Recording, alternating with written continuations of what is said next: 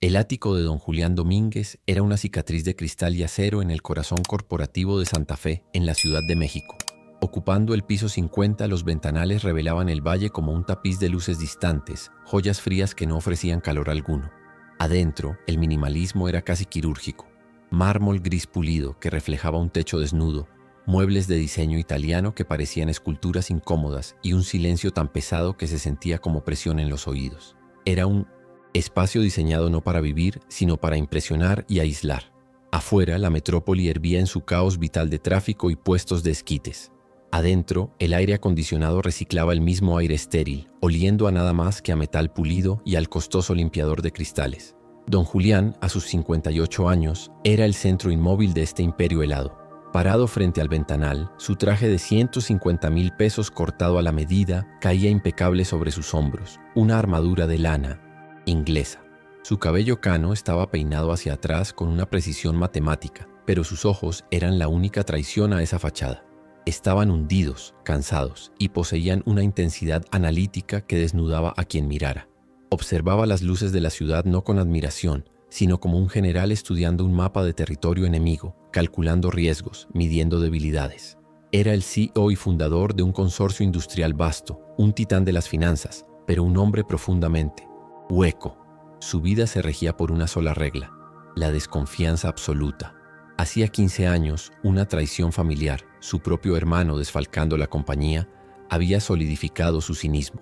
Desde entonces perdió la fe en todo lo que no pudiera cuantificarse. Confiaba en los algoritmos de la bolsa, en las cláusulas de un contrato blindado y en las cifras de sus auditorías trimestrales, pero consideraba la emoción humana como una variable peligrosa, una debilidad a explotar. Vivía rodeado de un lujo obsceno, pero cenaba solo cada noche, convencido de que cada asistente, cada socio e incluso su propia familia lejana solo esperaban el momento oportuno para clavarle el cuchillo y quedarse con su fortuna. El detonante de su paranoia actual era trivial, pero significativo para su visión del mundo. Pequeñas cantidades de dinero habían desaparecido de su oficina. Primero fueron 5,000 pesos de un cajón, luego 10,000 de un portafolio. Él sabía que no era su sobrino Ricardo, ese mi rey inútil que lo visitaba pidiendo dinero para sus antros en Polanco. Julián prefería culpar a los invisibles, al personal de limpieza de outsourcing que entraba como fantasmas después de la medianoche. Para él, la pobreza era sinónimo de falta de moral. Era una ecuación simple. La necesidad, según su lógica, inevitablemente anulaba la honestidad. Estaba harto de esas pequeñas mordidas a su imperio. La realidad, por supuesto, era otra. Era Ricardo quien, con acceso privilegiado, tomaba esos fajos para impresionar a sus amigos, sabiendo que la culpa recaería en el eslabón más débil, en aquellos sin rostro ni voz. Julián, ciego a la traición cercana, alimentaba su cinismo con la presa equivocada. El sobrino se sabía impune, protegido por un apellido que Julián valoraba más que la verdad. Ricardo representaba la corrupción que Julián decía odiar, pero era una corrupción con la que compartía sangre y por tanto la ignoraba, enfocando su ira en los que limpiaban el polvo de sus muebles caros. Esa noche Julián decidió confirmar su tesis sobre la naturaleza humana. Preparó una trampa cruel, un experimento social privado. Detrás de un cuadro de arte moderno, una pieza abstracta y sin alma, se ocultaba su caja fuerte personal. La abrió, dejando visibles varios fajos de dólares americanos, al menos 50,000 dólares atados con ligas. No era dinero que necesitara, era carnada. Dejó la pesada puerta de acero intencionalmente entreabierta, apenas unos centímetros, lo suficiente para que cualquiera que limpiara el cuadro la notara.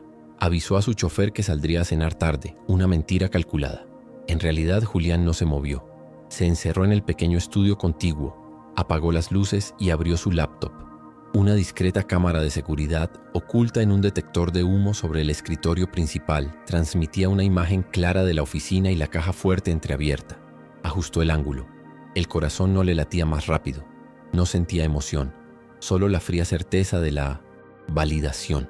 Se reclinó en su silla de cuero, observando la pantalla en blanco y negro, esperando pacientemente el momento en que la nueva empleada de limpieza, la asignada a su piso esa semana, entrara y demostrara lo que él ya sabía, que todos, absolutamente todos, son ladrones si se les da la oportunidad. No sabes la historia que te espera. Si quieres descubrir cómo termina este encuentro, suscríbete al canal ahora mismo y déjanos un comentario contándonos desde qué ciudad nos estás viendo. Queremos saludarte. A las 11 de la noche, el elevador de servicio se abrió en el piso 50 y Elena Sánchez empujó su carrito de limpieza hacia el silencio opresivo del mármol. Tenía 35 años, pero el agotamiento le había añadido una década a la mirada. Era viuda, madre soltera de Mateo, de 7 años, y este era su segundo turno del día. La empresa de outsourcing la había asignado recientemente a este piso, el piso del jefe, advirtiéndole que don Julián era obsesivo con la perfección. Ella solo asintió demasiado cansada para sentir otra cosa que no fuera la necesidad urgente de terminar e irse a casa, si es que al pequeño cuarto de vecindad que rentaba en Iztapalapa se le podía llamar hogar. Su uniforme azul estaba limpio, planchado con esmero esa madrugada, pero los codos estaban visiblemente desgastados, la tela adelgazada por 1000 lavadas. Sus zapatos de trabajo, comprados de segunda mano, tenían la suela rota, algo que ocultaba con una plantilla de cartón. Lo único fuerte en ella eran sus ojos. Eran de un café profundo, cargados con una tristeza antigua, pero mantenían una dignidad inquebrantable, una honestidad que desarmaba. Era la mirada de alguien que ha sufrido demasiado pero que se niega a rendirse, una mirada que el mundo corporativo de Santa Fe no estaba diseñado para encontrar, y mucho menos para entender. Elena vivía en un estado de desesperación absoluta, un pánico sordo que palpitaba debajo de sus tareas diarias. Su hijo, Mateo, su única luz, padecía una condición cardíaca rara, una insuficiencia valvular congénita que empeoraba. El niño, que debía estar corriendo y jugando, pasaba la mayor parte del día pálido, sus labios adquiriendo un tono azulado con el menor esfuerzo. El seguro público, el IMSS, era una pesadilla burocrática. Le habían dado cita con el especialista cardiólogo para dentro de 4 meses, solo para valoración, mientras el niño se le desvanecía en los brazos. La cirugía era urgente, pero para el sistema, Mateo era solo un número más en una lista de espera interminable. Ella había investigado por su cuenta, gastando dinero que no tenía en una consulta privada en el hospital ABC. El diagnóstico fue brutal y directo. Mateo necesitaba esa cirugía en semanas, no en meses, o su corazón simplemente colapsaría. El costo, 1.800.000 pesos. Elena casi se desmaya al escuchar la cifra. Era un número astronómico. Una fantasía cruel. Representaba más de lo que ganaría en 50 años, limpiando oficinas. Así que seguía trabajando, turnos dobles, rezando por un milagro, limpiando el lujo de otros mientras su propio hijo se quedaba sin tiempo. Esa noche entró a la oficina principal de don Julián sintiendo el peso del mundo. El silencio del ático era intimidante. Comenzó su rutina con movimientos automáticos, vaciar los botes de basura forrados con plástico impecable, limpiar el escritorio de acero pulido, cuidando de no mover ni un milímetro los documentos perfectamente, alineados. Mientras trabajaba, su mente estaba a kilómetros de distancia en el pequeño hospital de zona, preguntándose si Mateo había tosido menos esa noche, si la vecina le habría dado la medicina a tiempo. Estaba tan absorta en su angustia que trabajaba en piloto automático, sus manos moviéndose mientras su alma estaba en otro lugar. Llegó al gran cuadro de arte moderno, esa mancha de colores caros y fríos que colgaba en la pared lateral. Para ella no era arte, era solo otra superficie que cubrir. Levantó el plumero para limpiar el marco superior y al estirarse su codo golpeó accidentalmente la orilla del lienzo. El cuadro se movió ligeramente revelando un borde metálico detrás. Elena se congeló. Pensó que lo había roto. Retiró el cuadro con manos temblorosas y su respiración se detuvo. Era una puerta, una caja fuerte, y no estaba cerrada del todo. La pesada hoja de acero estaba visiblemente entreabierta. En el estudio oscuro, Julián se inclinó hacia la pantalla de su laptop. Su corazón dio un vuelco frío de validación. Ahí está, pensó. La empleada fantasma había encontrado la carnada. Ahora solo tenía que esperar. Vio cómo ella se quedaba paralizada, cómo miraba el espacio oscuro entre la puerta y el marco. Para él, la secuencia era inevitable. Ella miraría a su alrededor, metería la mano temblorosa y la trampa se cerraría. Estaba listo para saborear la confirmación de que su visión del mundo era la correcta, que la necesidad siempre corrompía. Elena dio un paso instintivo hacia atrás. El pánico la inundó, pero no era pánico por la tentación, era pánico por el peligro. Si alguien descubría esa caja abierta, la culparían a ella. Pensarían que ella había intentado robar. Ser despedida ahora no era una opción. Significaba perder el seguro del IMSS por completo. Significaba la muerte de Mateo. Miró más de cerca y entonces lo vio. El dinero. Fajos y fajos de billetes verdes, dólares americanos. Una fortuna inimaginable. La imagen de la cirugía, el Onesienta. Rostro de Mateo sonriendo, sano, cruzó su mente como un relámpago doloroso. Sus manos comenzaron a temblar violentamente. La cantidad frente a ella era la respuesta a cada plegaria desesperada que había lanzado al cielo durante meses. Era la vida de su hijo, servida en una bandeja de acero. Julián observaba cada microexpresión, el temblor de sus labios, la dilatación de sus pupilas. «Vamos, hazlo», susurró él a la pantalla, casi deseando que ocurriera para poder cerrar el capítulo de su decepción. Podía sentir la codicia luchando contra el miedo en ella, pero estaba equivocado. Lo que él interpretaba como codicia era puro terror. Elena no pensó en tomar el dinero. Pensó en el desorden, en el peligro que representaba esa puerta abierta. Miró frenéticamente por el pasillo de cristal, asegurándose de que nadie la viera. No podía tocar el dinero. No podía tocar el interior. Tenía que proteger al patrón. Tenía que proteger su propio trabajo. En un movimiento rápido, en lugar de meter la mano, Elena hizo lo impensable. Usó la manga gastada de su uniforme, interponiendo la tela entre su piel y el metal frío, y con toda la fuerza de su cuerpo agotado, empujó la pesada puerta de acero. El sonido fue ensordecedor en el silencio del ático. Un golpe sordo, pesado, seguido del clic metálico del mecanismo de cierre al engancharse. La caja fuerte estaba cerrada.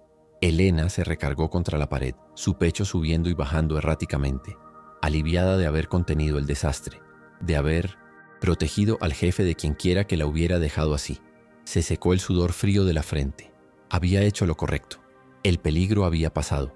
Había protegido el patrimonio del hombre que, sin saberlo, le daba de comer a su hijo moribundo.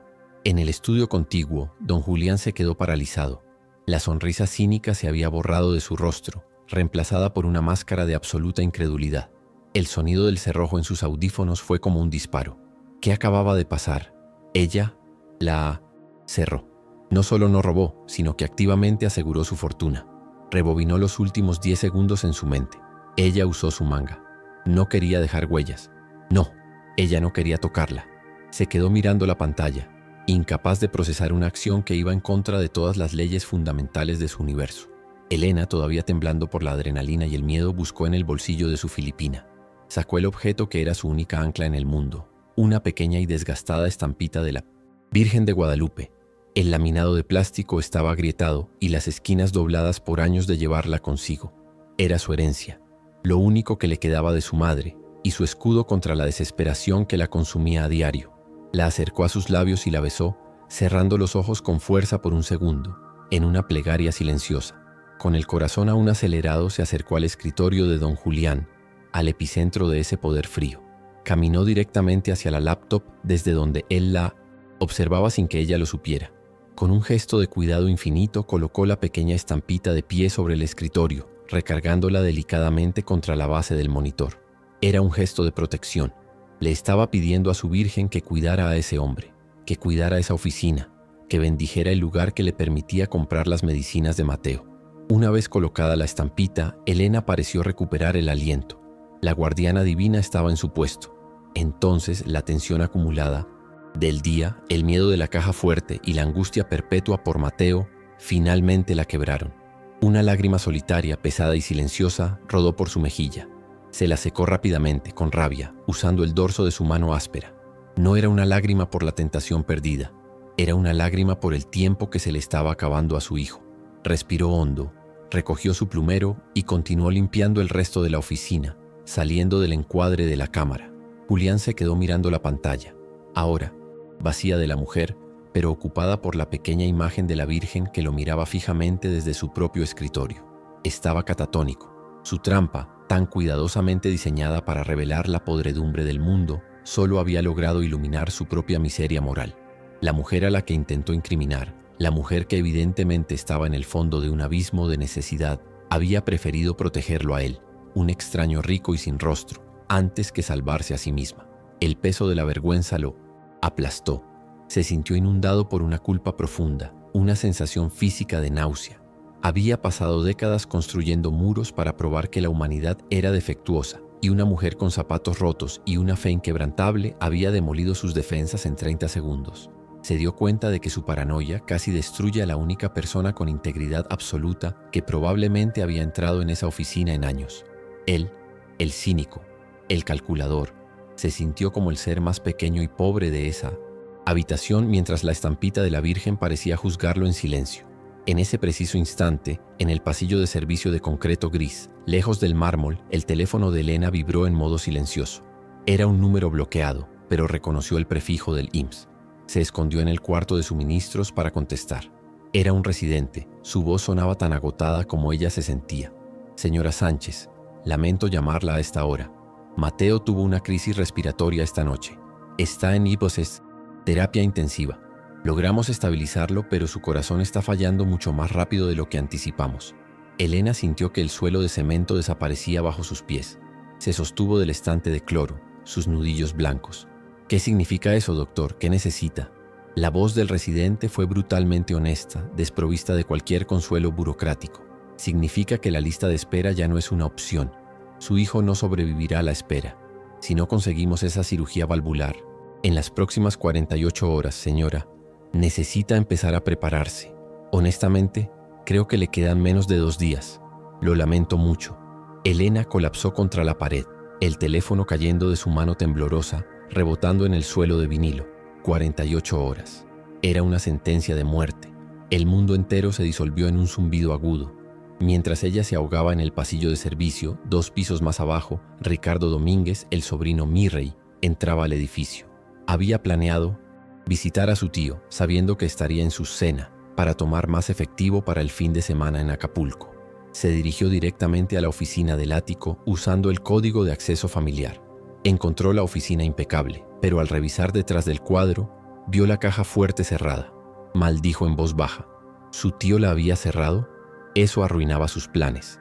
Entonces notó algo nuevo en el escritorio, la pequeña y ridícula estampita de la Virgen junto a la laptop. En ese momento, escuchó a 2 guardias de seguridad murmurando en el pasillo sobre la nueva de limpieza del piso. Ricardo conectó los puntos al instante. Los robos anteriores, la nueva empleada, la caja fuerte. Su tío debió haber puesto una trampa y esta mujer debió haberla visto. El pánico se apoderó de Ricardo. Si Julián investigaba a fondo, eventualmente descubriría quién había estado robando realmente. Tenía que actuar primero. Vio la oportunidad perfecta para cubrir sus propias huellas y eliminar al chivo expiatorio. Sacó su celular y llamó al jefe de seguridad personal de Julián, un hombre que le debía favores. Jorge, habla Ricardo. Estoy en la oficina de mi tío. Acabo de ver a la empleada de limpieza actuando muy extraño cerca de la caja fuerte. Creo que intentaba abrirla. Deberían detenerla. Estoy seguro de que ella es la que ha estado robando todo este tiempo. La trampa se cerraba sobre Elena, pero no era la trampa que Julián había puesto. Era una mucho más peligrosa. Mientras ella lloraba en el suelo del cuarto de suministros, creyendo que su mundo terminaba por la enfermedad de su hijo, las fuerzas de seguridad del edificio ya estaban movilizándose hacia el piso 50, alertados por el sobrino, listos para arrestar a una ladrona. Elena estaba a punto de perder no solo a su hijo, sino también su libertad y su nombre. Julián, ajeno a esto, seguía en su estudio, paralizado por la vergüenza. La atmósfera del ático se cargó de una tensión insoportable. Elena, en el pasillo, intentaba recuperar el aire, sus sollozos ahogados por el miedo a que la escucharan. Julián, en su estudio, luchaba contra décadas de cinismo arraigado, la imagen de la estampita quemándole la retina. Y Ricardo, desde el lobby, observaba cómo los guardias subían por el elevador, sintiendo el alivio cobarde de quien acaba de sacrificar a un inocente para salvar su propio pellejo. El destino de 3 personas estaba a punto de colisionar de manera irrevocable. Elena sabía que no podía quedarse allí llorando. Tenía que volver al hospital. Tenía que estar con Mateo. No importaba el trabajo, no importaba nada más. Se limpió las lágrimas con rabia, se levantó sobre piernas temblorosas y salió del cuarto de suministros, decidida a tomar sus cosas e irse, a correr hacia Iztapalapa, a abrazar a su hijo por última vez si era necesario. No le importaba si la despedían. El dinero ya no importaba si el tiempo se había acabado. Julián, mientras tanto, finalmente reaccionó. La vergüenza dio paso a una extraña y nueva urgencia. Tenía que encontrar a esa mujer. Tenía que entender por qué. ¿Por qué la estampita? ¿Por qué cerrar la puerta? Salió de su estudio oscuro justo cuando Elena doblaba la esquina del pasillo principal, corriendo hacia el elevador de servicio. Sus caminos se cruzaron bajo la luz fría del corredor de mármol.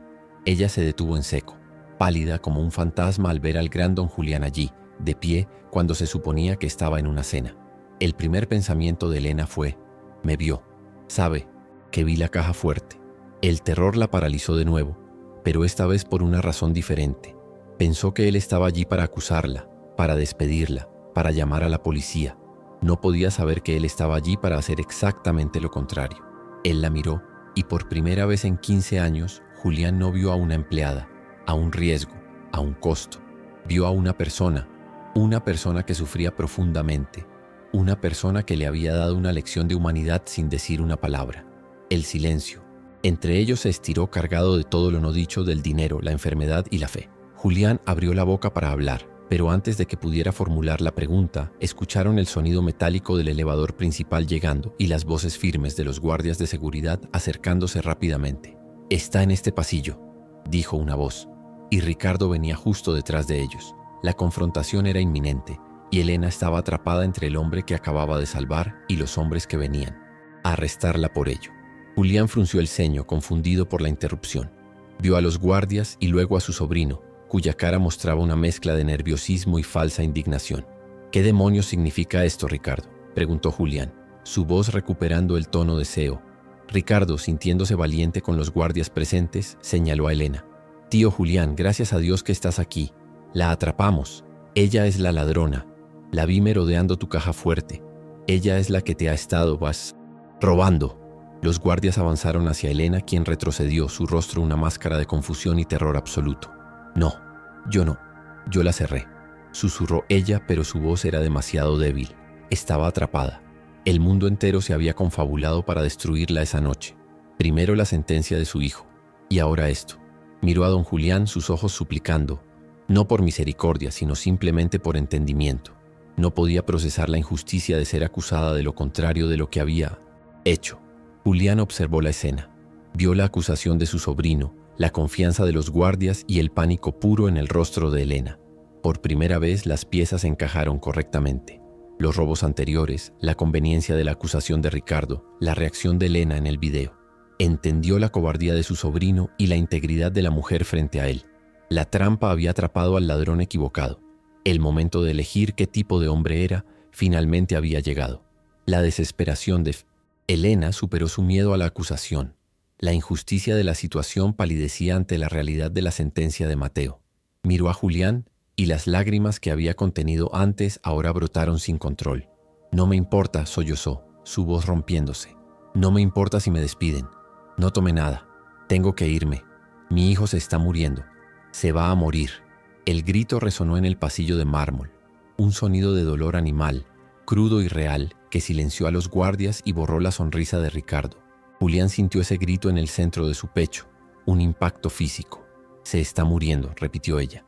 Él había estado tan concentrado en su pequeño juego de dólares y moralidad que había olvidado que para la gente como Elena, la vida y la muerte no eran conceptos abstractos, eran realidades diarias dictadas por la burocracia y la falta de dinero. El dinero que ella se negó a tomar, el dinero que él usaba como juguete. La vergüenza regresó, esta vez multiplicada por 1000.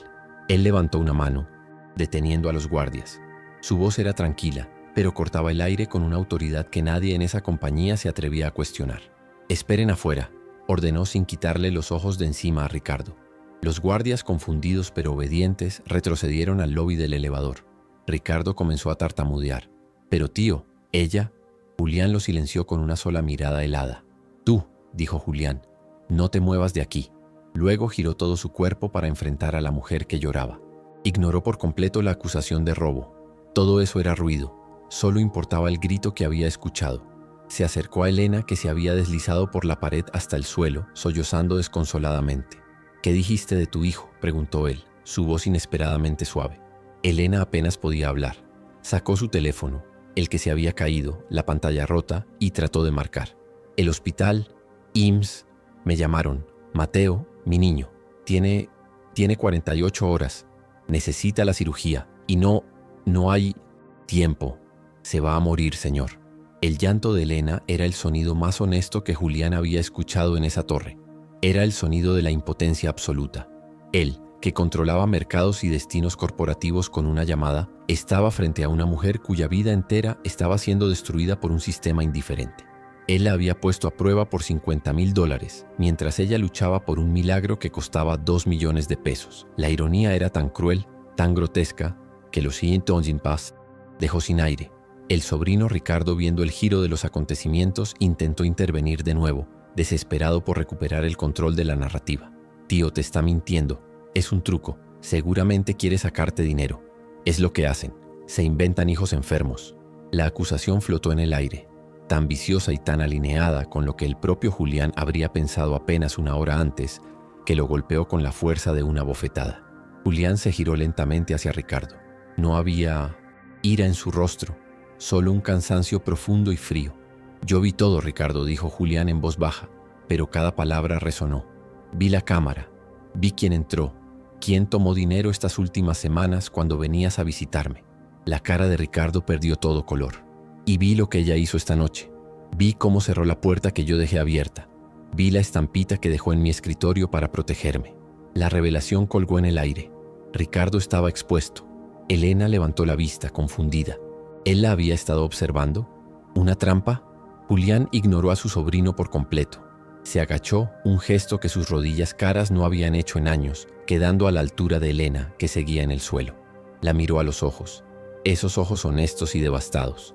Y entonces hizo la pregunta que definiría el resto de su vida, la pregunta que necesitaba ser respondida. Vi todo, repitió, su voz más suave. Solo dime una cosa. El dinero estaba ahí. Era más de lo que necesitas. Era la vida de tu hijo. ¿Por qué la cerraste? Quería entender esa lógica. Una lógica que desafiaba todo su sistema de creencias. Un mundo donde la necesidad superaba cualquier otra variable. La respuesta de Elena no fue inmediata. Tuvo que pasar por varias capas de miedo, dolor y confusión antes de poder formular las palabras. Elena lo miró sin entender la pregunta.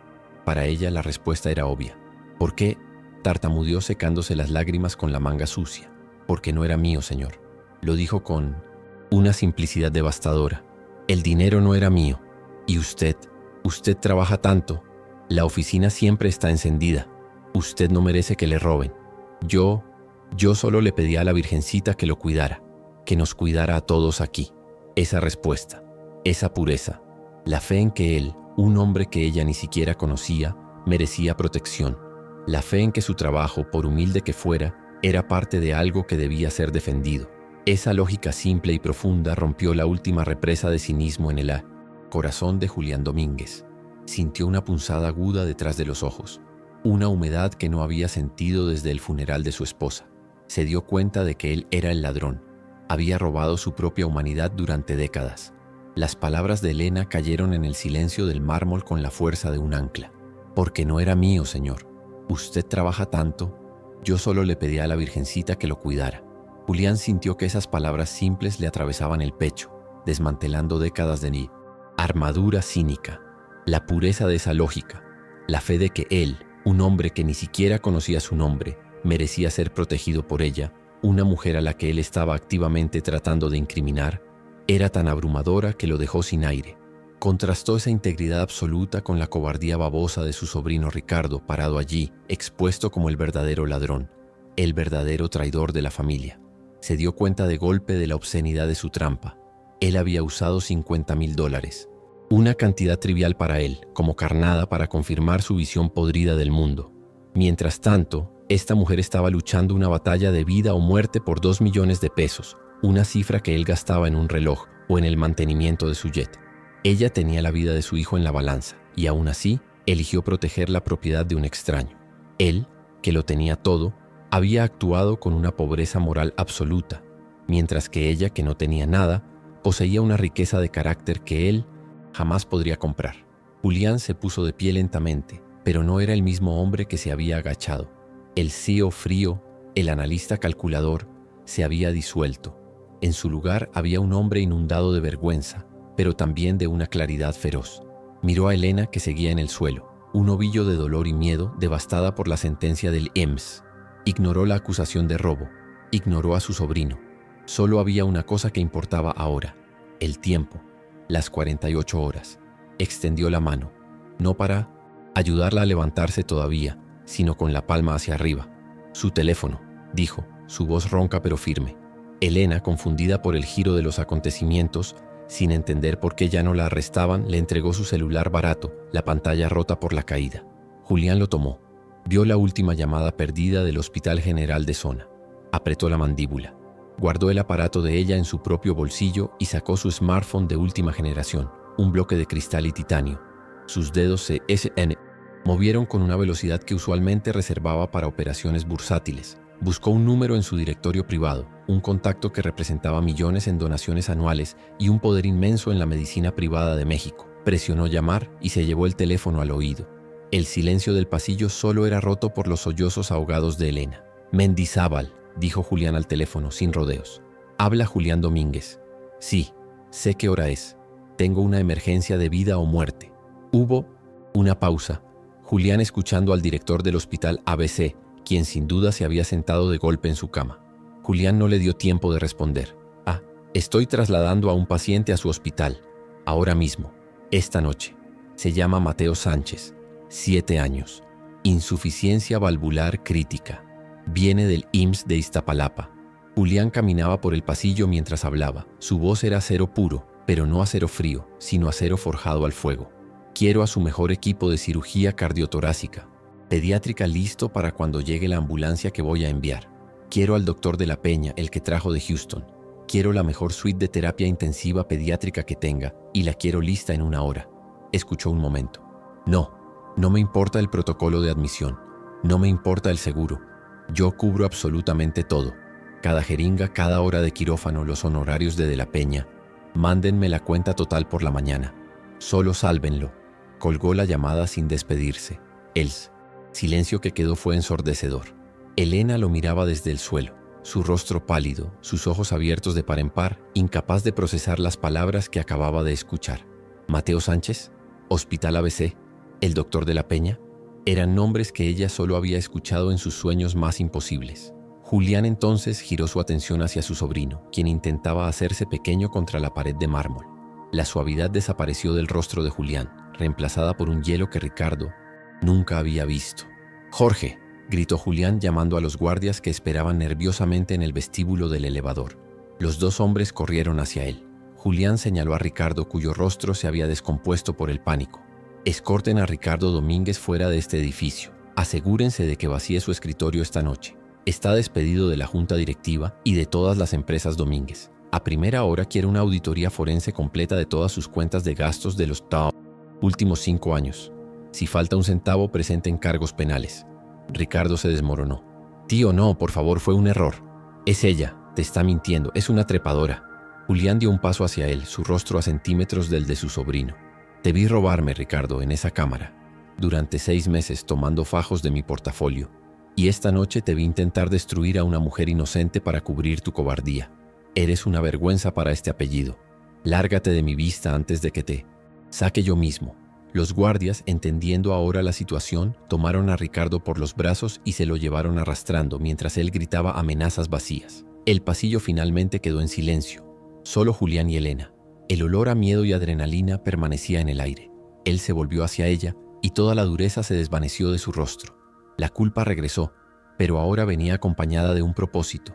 Se agachó de nuevo, esta vez hasta que sus rodillas tocaron el mármol frío, quedando a la altura de ella, que seguía sentada en el suelo temblando. La miró a los ojos, y ella vio por primera vez al hombre detrás de la leyenda. Un hombre viejo, cansado y profundamente avergonzado. «Elena», dijo, usando su nombre por primera vez, y el sonido fue casi una confesión. «Usted tiene que saber la verdad. Yo dejé esa caja fuerte abierta». Ella lo miró, el impacto de la revelación golpeándola. «¿Una trampa? ¿Por qué?», susurró ella, el dolor de la sentencia de su hijo mezclándose con la confusión de esa crueldad. Julián bajó la mirada, incapaz de sostenerla de ella por un segundo, porque quería probar algo. Quería confirmar que el mundo es un lugar corrupto. Quería probar que todos roban si tienen la oportunidad. Quería probar que usted robaría. La crudeza de su confesión llenó el espacio entre ellos. Él levantó la vista, y sus ojos, por primera vez en quizás 20 años, estaban húmedos, las lágrimas brillando sin caer. «Yo la puse a prueba a usted», dijo, su voz quebrándose con una emoción que ya no podía contener. «Pero fue usted quien probó mi humanidad. Y yo reprobé, Elena. Yo reprobé miserablemente». El peso de su cinismo, el vacío de su vida de lujo, todo se derrumbó en esa admisión. El millonario, el titán de la industria, estaba de rodillas en su propio piso de mármol, confesando su bancarrota moral a la mujer que limpiaba sus baños. Usted estaba rezando por un milagro mientras yo jugaba con su desesperación, continuó. Usted protegió mi dinero, que no necesito, mientras yo ignoraba que usted luchaba por la vida de su hijo. Su fe avergonzó a mi riqueza. Por favor, déjeme arreglar esto. Déjeme honrar su integridad. Extendió su mano de nuevo. Esta vez no era una orden, no era para pedir su teléfono. Era una súplica, una oferta de alianza. Vamos, dijo suavemente. Tenemos que llevarlo al hospital. Usted irá con él en la ambulancia privada. Yo la encontraré allí. Elena lo miró, al hombre arrodillado frente a ella, al Salvador, inesperado que había nacido de su peor enemigo. Sus lágrimas cambiaron. Ya no eran de desesperación, eran de un shock abrumador, de una gratitud tan grande que dolía. Elena, todavía temblando, colocó su mano callosa y agrietada por el cloro en la mano suave y cuidada de don Julián. Él la ayudó a ponerse de pie. En ese momento el contacto de sus manos cerró un pacto. No era el jefe ayudando a la empleada. Eran dos seres humanos encontrándose en el punto medio exacto entre la desesperación absoluta y la redención total. Él había puesto una trampa para encontrar lo peor de la humanidad y en su lugar había encontrado lo mejor. ¿Te está gustando esta historia? Deja un like y suscríbete al canal. Ahora continuamos con el vídeo. La maquinaria del poder de Julián Domínguez, cuando se activaba por humanidad en lugar de por ganancia, era aterradora en su eficiencia. En menos de 15 minutos, una ambulancia privada de terapia intensiva, del tipo que usan los políticos de alto rango, estaba recogiendo a Mateo y a Elena del IMSS. Julián los encontró en la entrada de urgencias del Hospital ABC, donde el director Mendizábal y el propio doctor de la Peña los esperaban en la rampa, un honor reservado solo para la élite absoluta. Mateo fue llevado directamente a preparación quirúrgica. Julián se quedó en la sala de espera estéril con Elena, quien temblaba tan violentamente que apenas podía sostener el vaso de agua que él le ofreció. La cirugía fue una maratón de 9 horas. 9 horas en las que Elena rezó 1000 rosarios, aferrada a su estampita, mientras Julián permanecía sentado en un silencio absoluto, mirando la pared, confrontando al hombre que había sido durante 58 años. Cuando el doctor de la Peña salió del quirófano, con la bata verde manchada y el rostro agotado pero triunfante, fue directamente hacia ellos. Fue complicado, pero fue un éxito rotundo. La válvula está reparada. El niño es fuerte. Lo salvamos justo a tiempo, don Julián. Un día más. Y no lo habríamos logrado. Elena colapsó en el suelo, no por desesperación, sino por el peso insoportable de la gratitud, sus sollozos resonando en la sala de espera de lujo. Julián solo asintió al cirujano. Gracias, doctor. No escatimen en nada para su recuperación. Mientras Elena era atendida por una enfermera, Julián fue a la administración y firmó el pago inicial, un cheque por 3 millones de pesos, sin siquiera mirar la factura. Se sintió por primera vez en su vida como si ese dinero realmente hubiera comprado algo de valor. Había comprado tiempo, había comprado una vida. Se sintió más ligero que cuando cerraba un trato de 1.000 millones. La recuperación de Mateo fue rápida, impulsada por la resiliencia de la infancia y los mejores cuidados que el dinero podía comprar. Julián visitó al niño varias veces, al principio con torpeza, llevando juguetes caros que no sabía cómo entregar. Pero pronto, el niño, con su sonrisa recuperada y sus mejillas rosadas, comenzó a hablarle. Mateo no veía a un titán industrial, veía al hombre que su mamá llamaba un ángel. Julián, el hombre que despreciaba la debilidad, se encontró escuchando historias de dinosaurios, sintiendo una calidez desconocida cuando el niño le mostró un dibujo que hizo para él, un sol amarillo brillante. Mientras Mateo sanaba, Julián limpiaba la infección en su propia casa. La auditoría reveló que Ricardo había desfalcado casi 8 millones de pesos durante 3 años, no solo de la oficina, sino a través de Minenet, contratos inflados y gastos fantasma. Fiel a su palabra, Julián procedió legalmente. Despidió a toda la línea de seguridad que había sido cómplice de su sobrino y cortó a Ricardo de su vida y de su testamento, no con ira, sino con la precisión fría de un cirujano extirpando un tumor maligno. Era el fin de la corrupción que él mismo había permitido que creciera bajo su sombra cínica. Una vez que Mateo fue dado de alta, Julián citó a Elena en su oficina. Esta vez, ella no entró por la puerta de ese servicio, sino por la principal. Él la recibió de pie y le pidió que se sentara frente a su escritorio. Ella seguía nerviosa, vistiendo ropa sencilla pero nueva que él le había enviado. Elena, comenzó él, su integridad esa noche cambió mi vida. No puedo permitir que regrese a limpiar pisos. Eso sería un insulto a lo que usted me enseñó. Elena lo miró sin saber qué esperar. Él le explicó que había creado un fondo fiduciario a nombre de Mateo Sánchez por 10 millones de pesos, una cantidad que garantizaría su educación completa, desde la mejor preparatoria hasta la universidad que él eligiera, en México o en el extranjero. Elena rompió a llorar, incapaz de comprender esa generosidad. «No es un regalo, Elena», dijo Julián suavemente. «Es la compensación correcta por el daño moral que casi le causo. Es la inversión que su carácter merece. Usted administrará ese fondo para él». Pero Julián no se detuvo ahí. La trampa fallida le había revelado una grieta horrible en el sistema. ¿Cuántos Mateos había? ¿Cuántas Elenas luchando contra listas de espera del IMSS? Semanas después, anunció la creación de la Fundación Domínguez para Emergencias Críticas. Inyectó 500 millones de pesos de su fortuna personal como capital inicial. El propósito de la fundación no era la caridad vaga, sino la intervención directa y rápida en casos médicos catastróficos que el seguro público no podía manejar a tiempo, y la fundación se lanzó con una directriz principal, algo que sus abogados corporativos llamaron la cláusula 1.A, pero que el personal interno rápidamente apodó la cláusula Elena.